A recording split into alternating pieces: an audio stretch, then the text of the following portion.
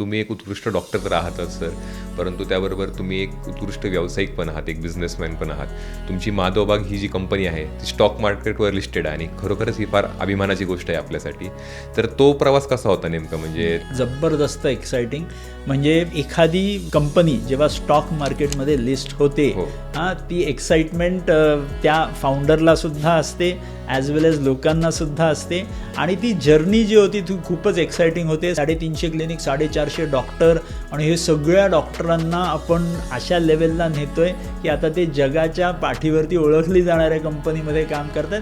खूप एक्साइटिंग होतं. आणि उलट मी असं म्हणेन की आपण सगळ्यांनी एक एक करून आपल्या कंपनीला एवढ्या छान शिस्तीत, डिसिप्लिनमध्ये आणि अकाउंटेबल बनवून जर आपण आपल्या कंपन्यांना आपण स्टॉक मार्केटमध्ये लिस्ट केलं तर भारताची सुद्धा जी इकॉनॉमी आहे ती जबरदस्त जास्त ग्रो होऊ शकेल.